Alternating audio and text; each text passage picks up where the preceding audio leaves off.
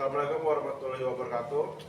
Teman-teman kajian Islam ya. Hari ini kita datangkan tamu co-foundernya Bitcoin Indonesia, Bang Dimas. Bang Dimas boleh perkenalkan dulu Bang. Hai, nama saya Dimas, co-founder Bitcoin Indonesia. Thank you buat Ezi dan udah mengundang kita di sini ya. Kebetulan kita lagi di Pekan Baru dan ya saya janji sama Bang Ezi untuk datang ke sini. Jadi thank you udah ya. Jadi ini kosannya Bang Ezi. Jadi kalau di Pekan Baru ingat di sini aja ya. Oke Bang. Ini Bang, sesuai dengan awal mula aku tertarik Bitcoin kan gara-gara waktu itu booming-boomingnya lah. Boomingnya pelajar Bitcoin masih nganggap haram, anggapnya scam. Cuma lama-lama lihat kok negara-negara Muslim mulai tertarik. Dari situ kan aku cari tahu ada formula Bitcoin Indonesia, belajar di situ. Ketemu Bang Dimas juga. Nah itu juga ingin ku bahas biar teman-teman tahu kenapa banyak orang kan, banyak yang Bitcoiner bilang Bitcoin itu halal, tapi kenapa ada ulama yang masih ragu? Ya itu sih. Jadi kalau aku lihat ada dua atau tiga alasan yang utama ya. Alasan pertama tuh karena mereka belum belajar, mereka belum belajar minimal 10 jam ya. Jadi mengenai apa itu uang, apa itu sistem uang sekarang, teknologi Bitcoin dan segala macam. Jadi rata-rata mereka itu hanya mendengar selentingan, dan kemudian memperlukan langsung. Tapi sebenarnya tidak akan langsung kita mengucap sesuatu, kita belajar dengan dalam. Yang kedua alasan utama yang kedua itu karena banyak mendengar bahwa ini ada orang kena rakul, ada orang yang rugi, ada yang tamos, dan masih mencampur adukan antara Bitcoin dan kripto. Jadi mereka karena mencegah ya pasar bertanggung jawab ya ulama kan mereka pengen ya udah kamu aja gitu karena ini ngeri kan naiknya lebih cepat gitu. Nggak macam gitu kan nggak. Yang ketiga itu karena di Indonesia itu masih untuk kata pemerintah punya rupiah yang boleh dipakai sebagai alat pembayaran yang sama ya.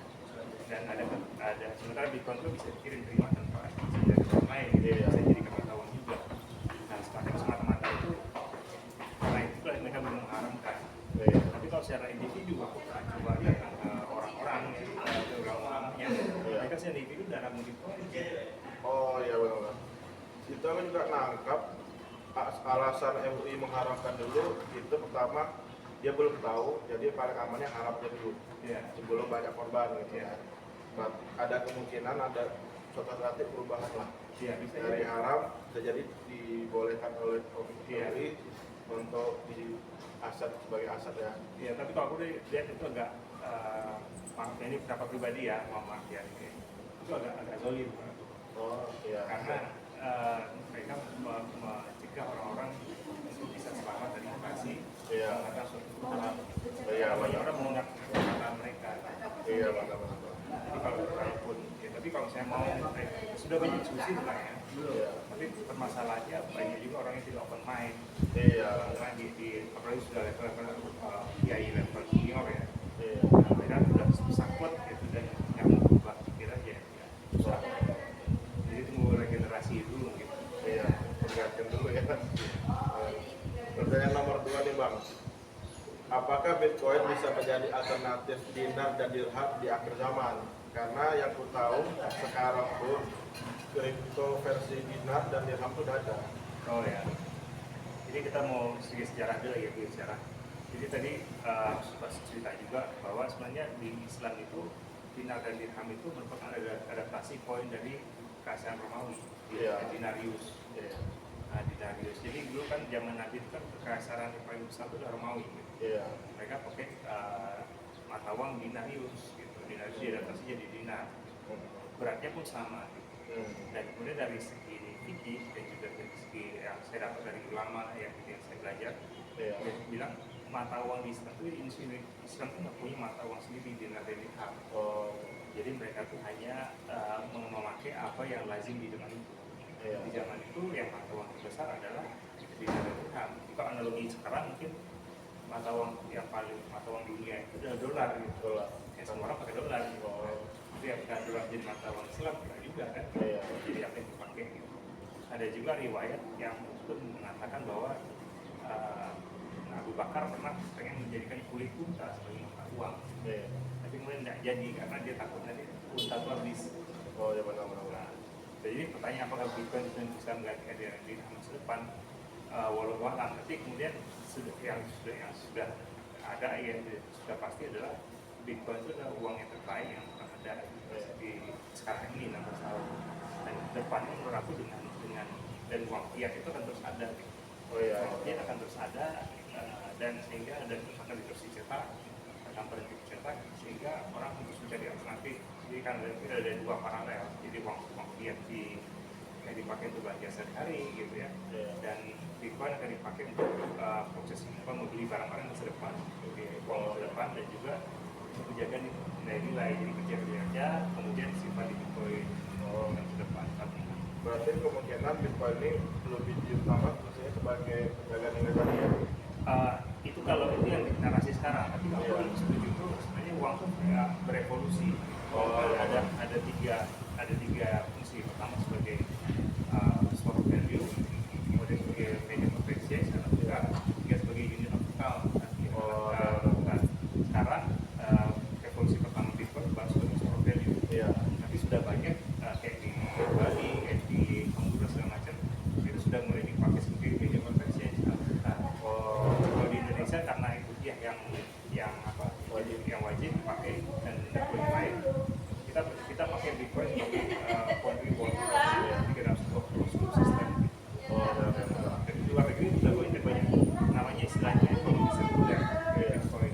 Ya kayak di Jerman aja udah bisa. Iya bisa. Aku pernah coba. Di Amerika pun udah mulai juga tuh. Iya. MACD waktu itu salah ya. Iya betul. Menarik Bang. Yang ketiga Bang, apakah Bitcoin bisa dianggap syariah secara prinsip ekonomi Islam, bukan hanya karena dibilang nggak riba? Bisa, karena kita syariah itu nanti dia tidak merugikan orang lain. Ya, kemudian dia tidak ada faktor judi di situ. Jadi juga dia apa yang tergabung jelas. Gitu kan. Kalau kita lihat kita berdasarkan satu ya, Bitcoin kita bisa verifikasi. Sekarang kiri kita tahu berapa kita jumlah kiri, berapa kita terima, dompetnya apa, alamatnya apa. Kemudian yang kedua itu judi, nggak ada judi karena kita mengirim satu Bitcoin, kita nggak jelas jumlahnya berapa, cuma jelas gitu ya. Terus yang ketiga itu kita bisa kenal sendiri dan kita bisa tidak ada proses hutang gitu. Itu nggak ada hutang kan gitu kan. Jadi dalam hal kalau sistem fiat ini ada faktor hutang. Jadi ada namanya fractional reserve banking di mana uang itu bisa berguna orang berhutang. Jika kita deposit uang di bank itu berhak dan juga wajib untuk memakai uang kita untuk menjadi orang lain. Nah itu tuh sudah dipinjam itu udah ada bunganya itu tuh yang jadi sebenarnya itu nggak ada bunga. Kemarin tuh aku ada lihat ya, ini agak tambah dikit Bang ya. Ada tuduhan Bitcoin itu dianggap zero sum game karena Bitcoin itu nggak bisa dipakai untuk hal lain. Kalau emas kan bisa dipakai untuk perhiasan, dipakai untuk HP dan lain. Itu menurut apa gimana? Menurut aku sih udah sepakat, aku udah bahas di IG aku ya, zero sum game. Menurut aku Bitcoin itu sifatnya pertama dia permissionless, dia nggak perlu izin, kemudian dia juga decentralized, desentralisasi, kemudian dia punya fixed supply gitu ya. Use case Bitcoin apa? Use case Bitcoin paling utama sebagai stock of value dengan nilai. Yang kedua kalau kita simpan sendiri kita bisa kirim dari mana dan kita simpan Bitcoin kita pakai di orang lain. Dan itu sangat berguna untuk orang-orang yang tinggal di daerah yang berinflasi atau dia rezinnya di kantor. Dan ketika dia harus kabur, misalnya dia harus kabur dari negara itu karena dia dikejar atau dia di persekusi lah gitu ya, dia bisa buat kekayaannya gitu ya. Dan itu kan enggak, kalau kita pernah kejadian ya 98 kemarin ada 98 itu banyak orang kabur ya, ke luar negeri gitu karena ada musuh ya. Tapi mereka nggak bisa buat kekayaannya gitu, itu tidak bisa gitu. Kayak itu kan si Koangga Dinata kan kabur juga gara-gara 98. Betul.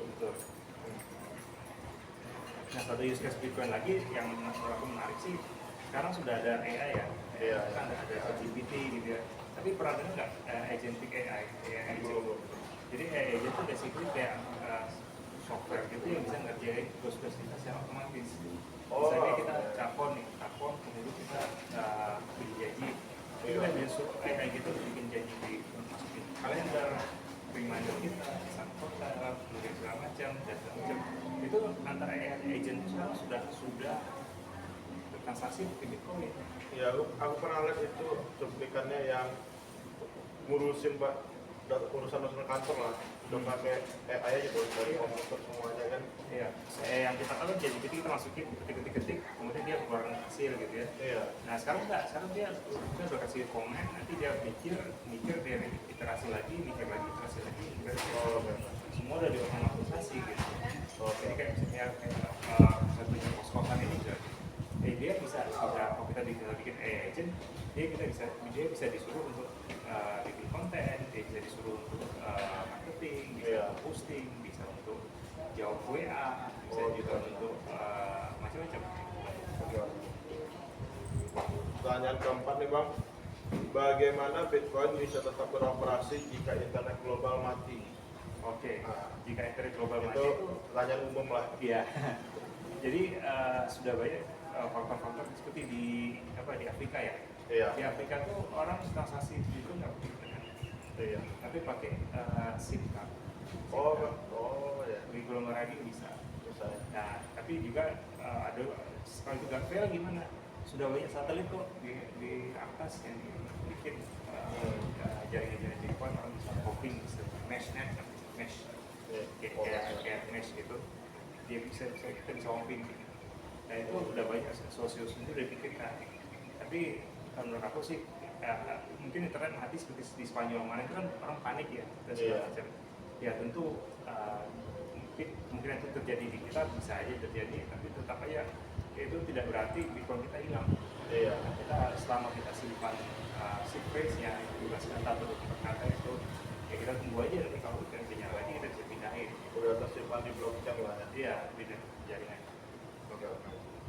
Itu ya sih waktu yang kayak Spanyol kemarin malahan begitu internet mati Bitcoinnya malah naik. Iya, jadi kan kayak gitu orang berubah-ubah. Karena jaringan Bitcoin itu diamankan oleh energi setara dengan 17 reaktor nuklir. Iya, hebat sekali. Ya, jadi nggak mungkin lah ya bisa mati lagi sudah lewat itu. Pertanyaan kelima nih Bang, kenapa kita butuh Bitcoin kalau ada stablecoin atau CBDC dari pemerintah? Kan Indonesia ada rencana tuh, masalah Coin Garuda namanya. Nah, untuk tanggapan dari Mas gimana? Karena menurut aku si stablecoin dan CBDC itu adalah bentuk evolusi dari uang fiat gitu. Oh, sama aja berarti? Sama aja, tapi bedanya apa? Ya aku coba ini ya, kalau uang fiat kan diciptakan dari kertas.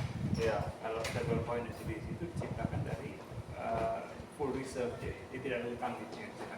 Iya. Tapi kalau di stablecoin rata-rata itu di backup sama surat utang. Oke. Nah, tapi kalau di CBDC berdasarkan hanya ketik-ketik aja, ketik pemerintah nambah gitu.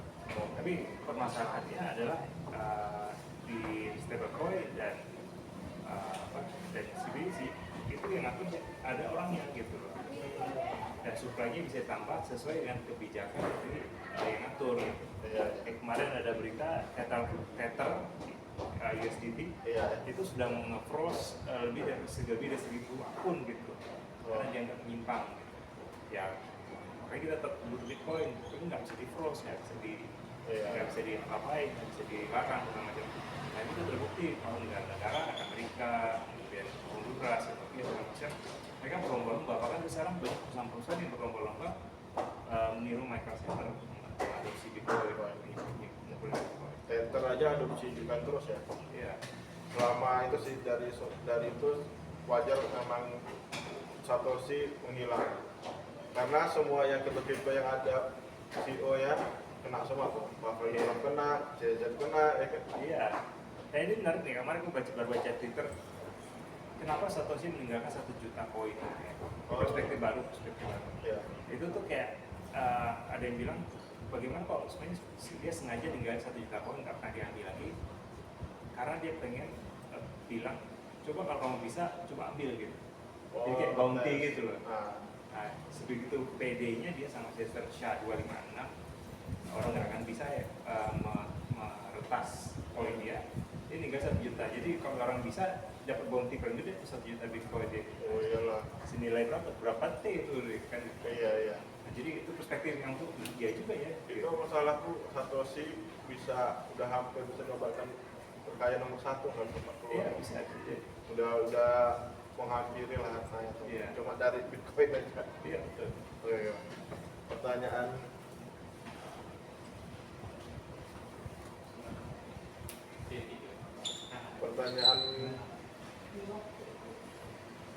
selanjutnya nih Bang.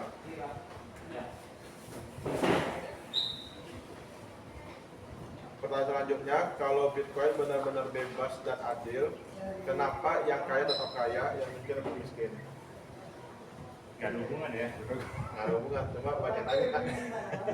Ya jadi Bitcoin betul-betul adil, tapi masalahnya kita nggak bisa memaksakan Bitcoin kepada semua orang. Iya. Nah, kita nggak banyak, bahkan orang-orang yang level kaya pun banyak yang merasa nggak butuh gitu. Saya punya teman yang tinggal di luar gitu ya, sudah super kaya gitu.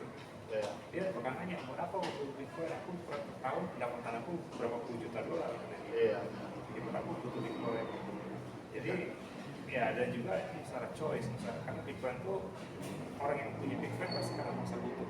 Iya. Nah, orang yang nggak butuh kan itu nggak akan beli gitu. Jadi dari sisi lain pun orang-orang yang dia levelnya miskin segala macam, pertama kita mereka nggak punya spending yang uang yang cukup untuk membeli gitu ya. Yang kedua mereka tadi itu penyakit orang miskin satu, aku setuju sih sama satu orang yang bilang arogan gitu. Oh ya, mereka miskin tapi mereka arogan gitu. Iya. Arogan kenapa? Arogannya mereka bilang ya punya arogan lah gitu ya. Jadi merasa paling tahu gitu ya.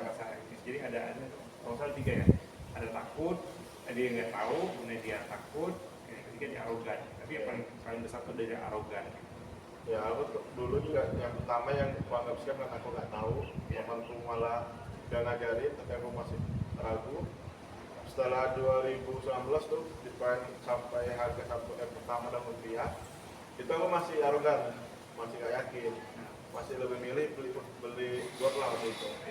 Baru yang setelah ada challenge mulai muncul konten challenge itu Bitcoin, itu aku baru mulai ikutan. Dan ternyata yang benar saya harus ikutan. Ya itu sih. Tapi kaya dan miskin itu pasti akan terus ada kesenjangannya. Dari zaman Nabi pun ada gitu. Jadi pertanyaan soal aku ajukan juga gara-gara yang ojol kemarin tuh driver ojol yang ngomong ngapain beli Bitcoin kalian tuh miskin cuma dibeli orang kaya. Nah itu sama dengan konten yang kemarin yang bilang selamat ya udah beli Bitcoin 200.000 tapi kemudian jadi exit liquidity-nya. Iya ada gitu. Pertanyaan ke-7 deh Bang. Bisa nggak Bitcoin diam-diam dikendalikan oleh elit global tanpa kita sadari? Itu banyak juga tuh komen ngomongnya Bitcoin itu cuma main-mainannya elit global aja gitu. Mungkin bisa dalam hal dan juga waktu pendek ya. Jadi kan kayak sekarang nih banyak perusahaan-perusahaan beli Bitcoin strategi umumkan beli 2.000 Bitcoin, tampaknya beli berapa ribu Bitcoin gitu kan. Kalau kita pikir-pikir kita beli Bitcoin terus, tapi kemudian harga Bitcoin naik gitu kan. Iya. Nah itu ada kemungkinan ada istilahnya kayak per Bitcoin hanya seperti utang doang. Oh ya. Tapi bukan berarti mereka semua beli Bitcoin. Kalau mereka semua beli Bitcoin, mereka akan terbitkan tuh alamat addressnya di mana gitu ya. Nah dalam short term itu manipulasi itu bisa terjadi. Tapi dalam long term ada yang bisa mengalahkan. Dan juga pertama kita harus lihat juga adopsi Bitcoin pertama kali itu bukan dari institusi dulu, tapi seperti retail. Lebih dari 80% atau 90% Bitcoin itu tersebar di retail, di individu-individu kita yang apa namanya, yang self custody, yang kemudian yang kita terus menabung dan kita nggak peduli sama hype gitu ya. Nah mungkin itu. Jadi bagi kita yang di komunitas Bitcoin Indonesia yang udah mulai sadar self custody dan sadar bahwa menabung untuk Bitcoin itu penting, kita bisa ignore, kita bisa nggak pedulikan hype gitu ya, orang beli apa segala macam, kita sih punya kok Bitcoinnya. Dan Bitcoin ini masih berjalan seperti yang dari awal gitu. Ya masa bodoh dan yang lain kita aja Bitcoin kita punya, nggak usah kita ikut yang gitu. Dan untuk yang masalah tadi itu jadi kepikiran kalau dari sejarah pun kayak bank dan kayak fiat pun dimulainya dari emang yang orang kayanya malah dari global yang mulai semua ya. Iya. Bitcoin dari bawah. Iya. Yang kasus kayak gitu contohnya paling yang aku ingat tuh si inilah Tesla yang mulai membuat energi gratis karena dari dia bawah akhirnya benar-benar dihancurkan secara sistem. Nah, itu juga sih wajar juga soalnya emang harus ngilang aja kan, kalau nggak bahaya itu kan. Iya, ya itulah. Pertanyaan terakhir bang, apa kerugiannya jika menaruh Bitcoin? Banyak nih yang nanya nih, bilangnya kalau nabung tuh nanti ya tadi yang dibilangnya tempat ada global lah, tempat zero sum game lah. Nah itu kerugiannya ada nggak sih itu di Bitcoin kalau kita nabung? Rugi lah. Kerugiannya kita jadi nggak bisa belanja saat ini juga. Wah itu sih ya. Maksudnya kita dipaksa untuk jadi sabar gitu ya. Iya. Dipaksa untuk jadi sabar, dan kita nggak bisa beli Bitcoin. Bukan berarti kamu beli Bitcoin 200.000 sekarang, beli 1 juta sekarang, bukan berarti kamu jadi langsung kaya sekarang. Gitu. Iya. Ya, aku selalu bilang Bitcoin itu bukan cara cepat untuk jadi kaya, tapi cara cepat untuk tidak jadi miskin. Iya. Ya, oh iya sih. Yang kulihat kayak yang orang-orang yang pamer mobil mewah, sebenarnya mereka ada tujuan sih ya. Iya. Contohnya kayak si apa, sio exchange itu kan, ujung-ujungnya kan kayak emang promosi exchange-nya sendiri. Betul. Oh, benar juga sih. Ya, jadi kita fokus di Bitcoin kita fokus pada edukasi aja, kemudian masalah orang beli atau enggak itu masalah masing-masing gitu. Nah itu juga gara persepsi gara itu tadi banyak mengira beli Bitcoin itu pasti kaya. Jadi kadang bisa aku memperkenalkan Bitcoin ini ke teman-teman, pada ngomongnya kamu udah kaya belum? Padahal ya nggak nyambung juga, emang orang yang beli emas langsung kaya. Iya. Nggak juga gitu ya. Enggak juga. Jadi ya itu tadi yang tiga orang tadi ada yang nggak tahu, kemudian yang bodoh. Iya benar. Oke, itu aja tanya dari aku. Atau baru mas ada mau tanya juga? Ya menurut Ezi gimana sih mungkin di pandangan Ezi sendiri tentang komunitas Bitcoin yang baru ini, gimana orang-orangnya dan juga dari segi agama itu udah sering dapat ini nggak sering dapat tantangan dari gitu.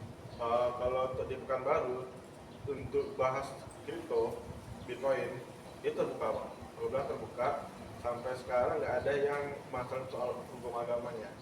Mereka udah belajar lah. Aku baru tahu juga itu dari toko kripto sebenarnya.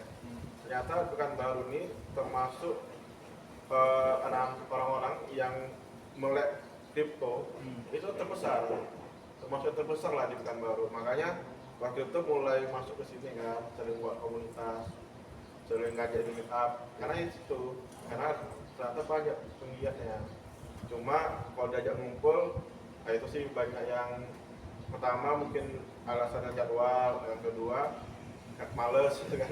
Yang ketiga karena banyak yang PT ya, mereka tuh udah ada di jauh-jauh. Kebanyakan dari Rumbai yang melek kripto nih, daerah Rumbai, daerah Chevron, di daerah minyak lah. Situ mereka kebanyakan. Jadi kalau Pekanbaru terlalu jauh bagi mereka. Kebanyakan kan baru bisa ngumpul tuh weekend. Itu pun buat jalan-jalan sama keluarga. Gitu. Itu dia Pak. Sejauh ini nggak ada masalah sih. Nggak ada masalah. Aman-aman aja.